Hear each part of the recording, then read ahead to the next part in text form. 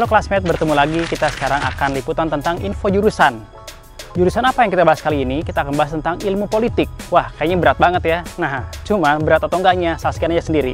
Mungkin kalian mendengar selama ini politik adalah hal yang sangat berat, sangat, kalau dibicarakan itu mungkin sangat sensitif ya. Padahal sebetulnya yang namanya ilmu politik ya sama dengan ilmu yang lainnya.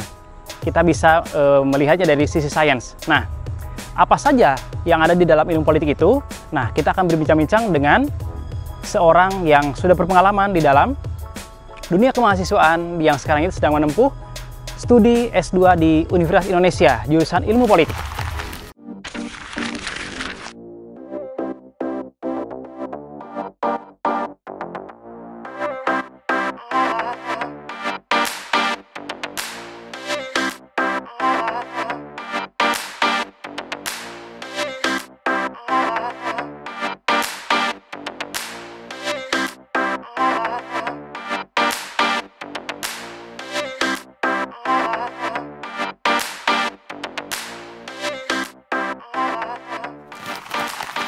Oke, classmate, kali ini kita kedatangan seorang tamu yang super hebat dengan segudang pengalaman.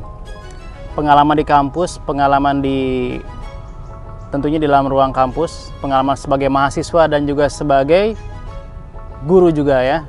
Oke, nah sekarang kita ini dipanggil mas atau abang nih? Atau pak? Atau om?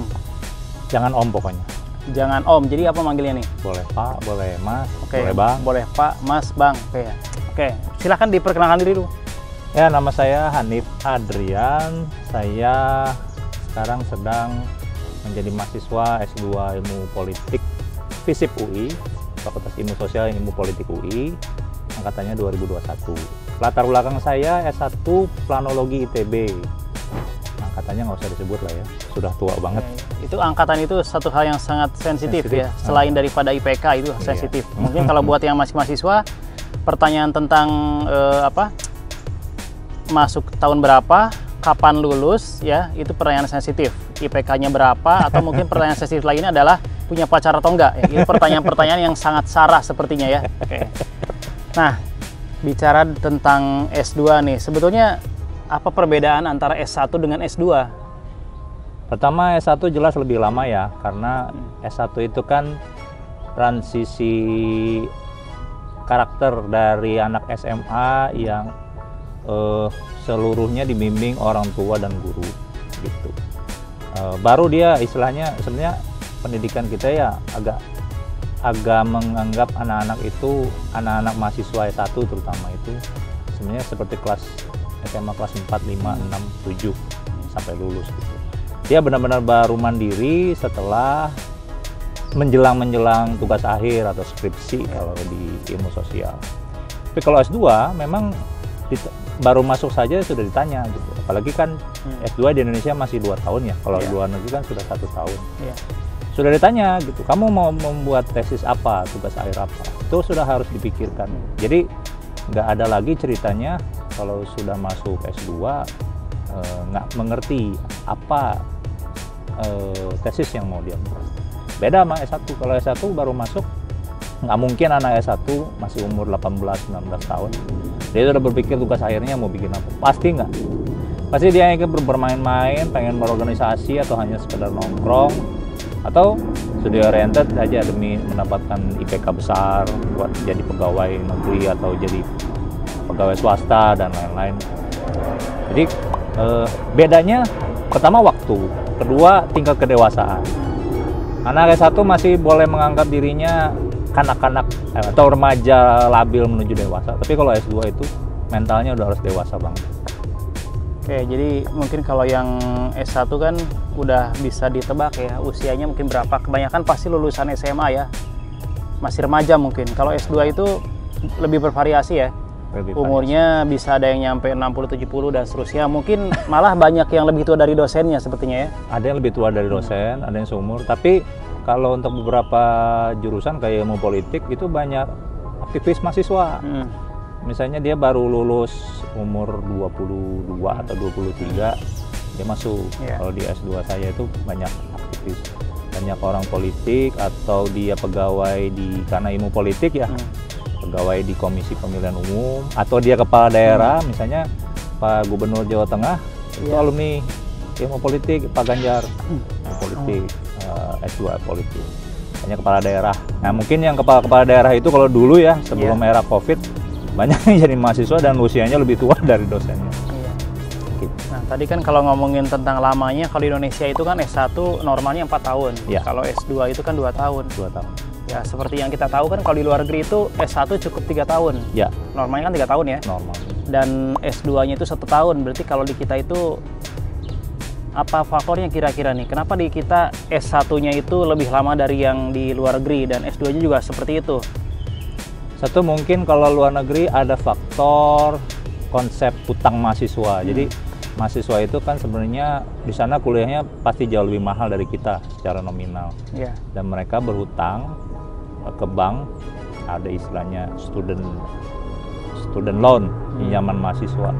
Dan itu sangat mahal ya.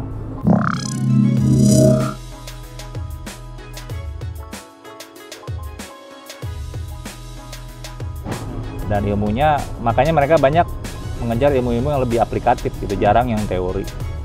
Misalnya ilmu komputer, manajemen, engineering. Kemudian ya mereka harus cepat lulus. Yeah. Karena cepat bekerja dan bisa membayar utang pinjaman mahasiswanya, student loan. Kalau di kita, mungkin kalau anak S1 banyak dia dibiayai oleh orang tuanya sendiri. Saya sangat jarang, bahkan di generasi-generasi sebelumnya dia membiayai sendiri kuliahnya jika bekerja umur 18-19, sangat jarang.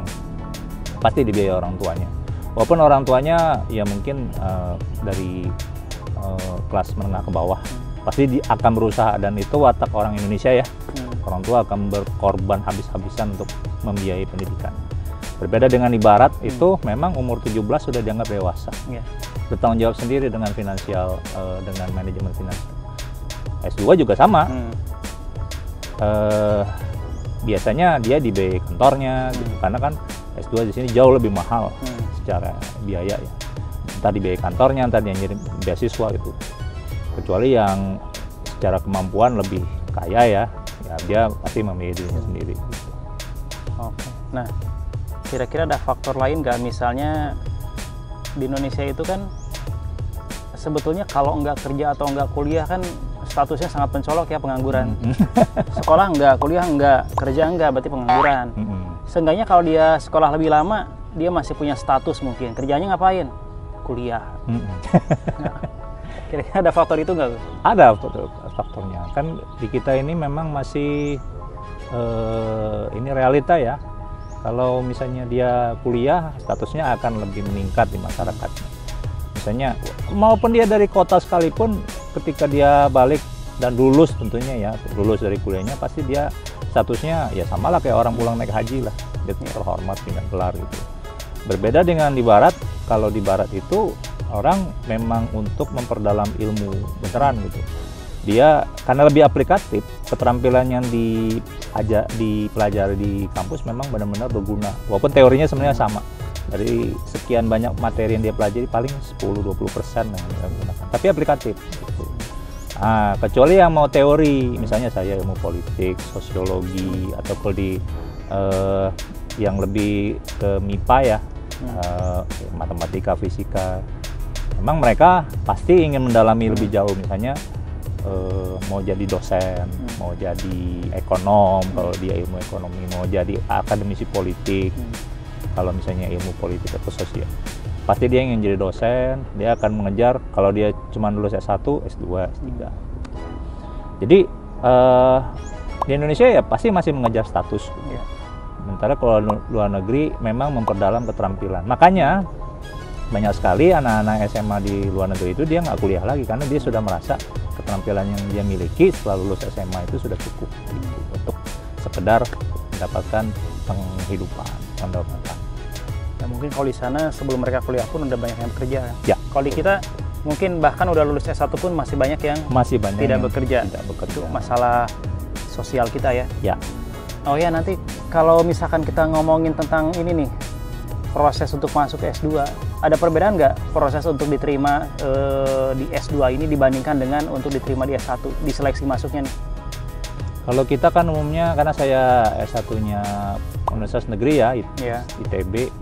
Jadi saya merasakan tuh sebelum masuk ITB kita kayak harus berpetualang dulu, semua ilmu pengetahuan kita raup, kita makan gitu, mau muntah sekalian.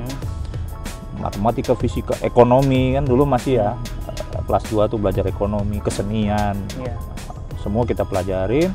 Baru kemudian mengerucut, itu pun ngerucutnya masih IPA, itu matematika harus kita makan, fisika, kimia, biologi. Tiba-tiba pas kuliah itu sama sekali tidak dilanjutkan karena saya perencanaan kota. Lebih banyak aspek ekonomi, aspek sosial, aspek keuangan aja sepertiga lah semua. Nah, kalau masuk S1 tentu saja tes masuknya yang namanya, kalau di zaman saya masih namanya SPMB. SPMB ya semuanya tadi yang kita pelajari gitu. Dan kalau kita nggak memenuhi kualifikasi yang kita pilih, misalnya kualifikasi yang kita pilih elektro, ya tentu saja matematika fisikanya harus benar-benar bagus nilainya, ya kita nggak akan masuk. Berbeda dengan TPA, kalau S2 kan TPA ya.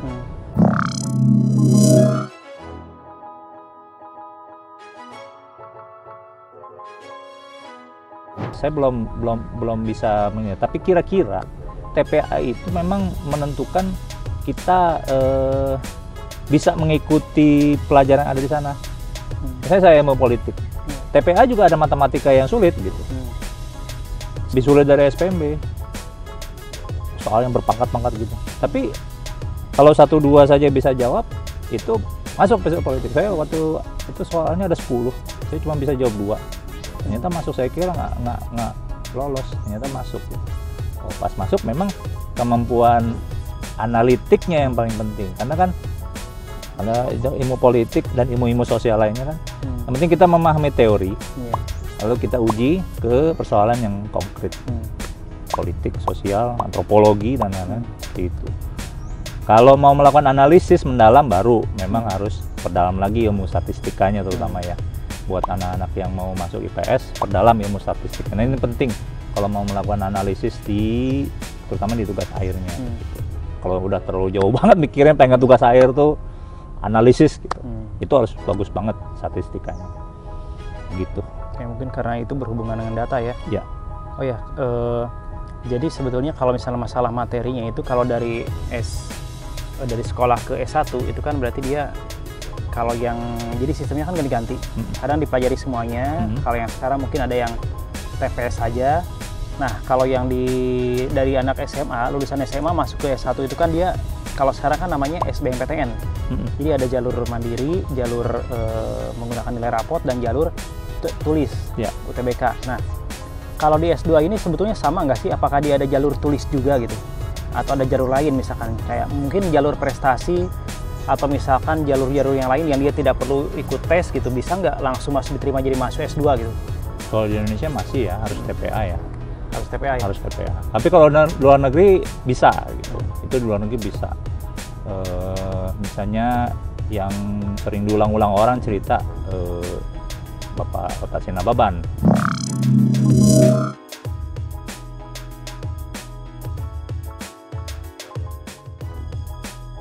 Dia S2 di MIT ya, dia cerita sendiri di tiap kuliah umum di ITB, kan dia alumni ITB.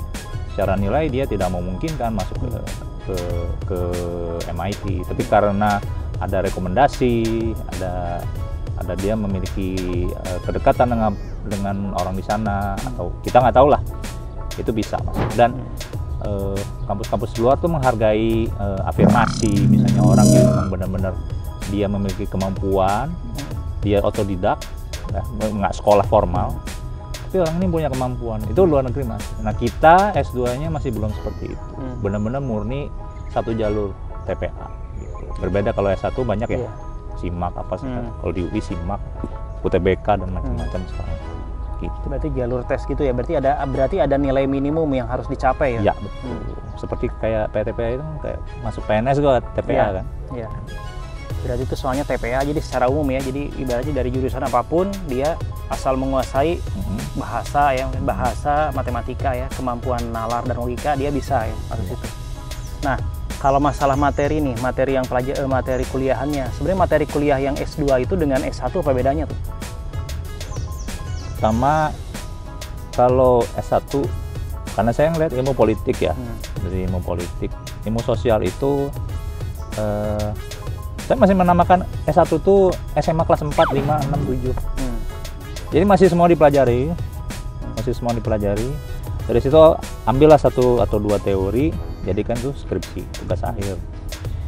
Apa itu skripsi? Membahas persoalan konkret dengan teori. Berbeda dengan S2. Kalau S2 itu kita sudah harus memiliki satu minat. Misalnya ilmu politik. Minat kita adalah menjadi orang ahli survei misalnya, atau orang yang mengamati soal pemilu. Dia akan fokus ke sana dan peminatannya jauh lebih konkret kalau di S2 tuh. Saya nggak tahu kalau S1 ilmu-ilmu lain, tapi saya melihat S2 ilmu politik itu konkret peminatannya. Ada 3 hal kalau di UI itu. Peminatan parpol, ya berarti ilmu-ilmu tentang partai politik. Kedua, ilmu peminatan pemilihan umum. Ya, dia akan mempelajari bagaimana menilai atau assessment kualitas pemilu, birokrasi pemilu, dan lain-lain. Ketiga, ini yang tema yang lagi banyak donornya nih, tema tentang perempuan dan politik, karena terkait afirmasi di Indonesia. Setiap partai kepengurusannya dan calon legislatifnya harus 30% perempuan.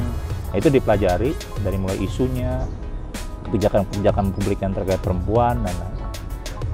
Kalau S1 saya rasa masih umum banget ya, kalau untuk ilmu politik ya.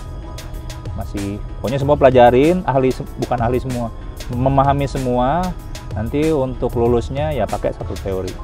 Tapi kalau S2 udah jelas peminatannya.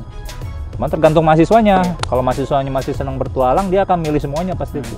Karena di kelas saya, di angkatan saya ada yang ini orang bukan pegawai Komisi Pemilihan Umum, tapi dia ngambil tentang peminatan pemilihan umum. Ada yang kayak gitu.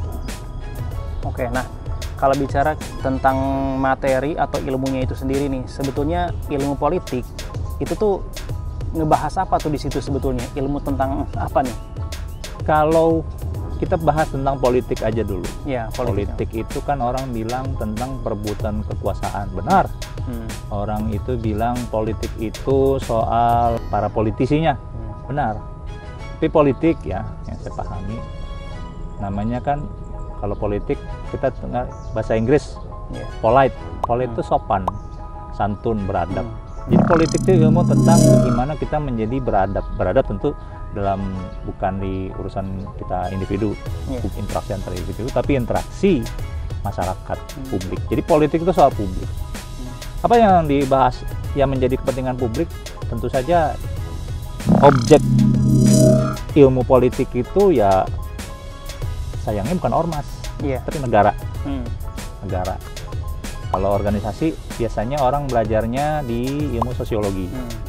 Kalau suku atau agama biasanya, kalau agama sebagai objek ya, bukan sebagai ilmu, biasanya orang belajar di antropologi. Kalau objeknya negara itu politik.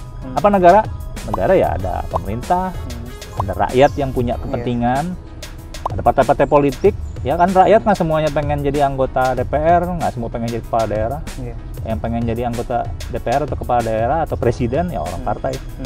Pelajari partai, pelajari pemilihan umum. Karena politik di kita ya kita pakai sistemnya demokrasi dong. Nggak dibahas tuh kerajaan tuh dalam ilmu politik di Indonesia gitu, karena kita republik. Jadi ilmu politik adalah ilmu yang mempelajari negara.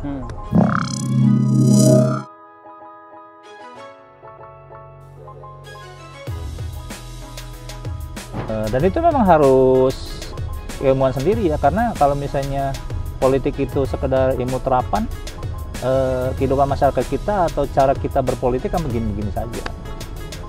Masyarakat harus berkembang, harus lebih baik. Maka kebetulan UI itu dekatnya dengan mazhab Amerika. Jadi politik ada beberapa mazhab, 2 yang besar.